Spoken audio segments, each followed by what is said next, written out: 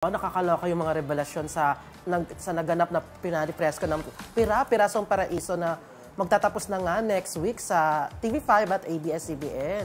Kasi kwento ni Miss Rosana Roses, ito daw si KD Estrada, talagang binabantayan yung kanyang ka-love team na si Alexa Ilacad.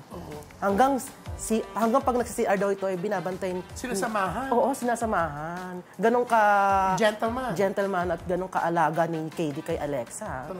Parang sobrang in love si KD. Oo. So masasabi natin na mas in love si KD kay Alexa kaysa si Alexa kay KD. Oo. Pero parang marami na nga nag-iisip na baka sila na nga daw wala pang pag-amin sa kanila. Oo. Kasi 'di ba pag nakikita natin sila sa social media, super sweet sila. So parang isipin mo na parang sila na. Oh, at saka 'di ba nagalit si KD sa pambabash ng mga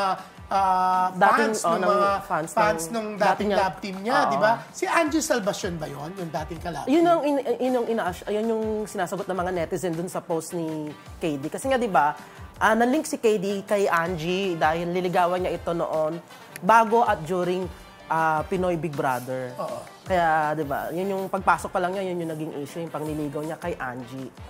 Na dinedma naman ni Angie, di ba? Talaga? Hindi kaya nagsisisi na si Angie ngayon? May mga career naman siya.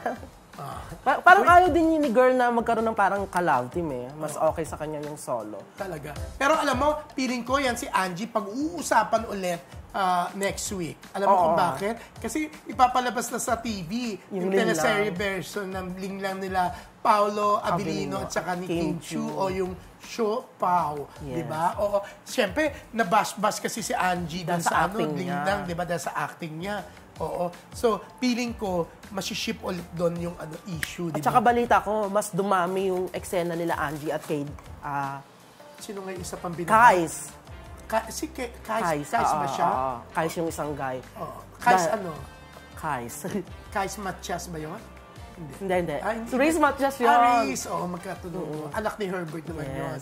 Okay, Ilosa. Kasi nga, dahil nga dito daw sa Linlang the teleserye version, 60% nang hindi na palabas sa Prime ay mapapanood dito. Oo, so dapat may abangan pa rin yung Linlang, di ba? Pero sande, going back nga kay KD, so hanggang ngayon ba, galit na galit pa rin siya sa mga fans nila ni Angie na talagang binabash kung ano-ano mga pinagsasasabi against Alexa?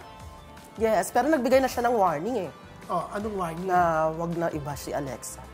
Sinunod ba yung warning niya?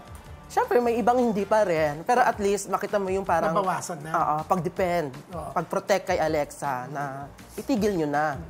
Ayaw na daw na niya makonect dun sa dati niyang ka-love team nga. Ako ba, pag binabash, pinoprotect mo?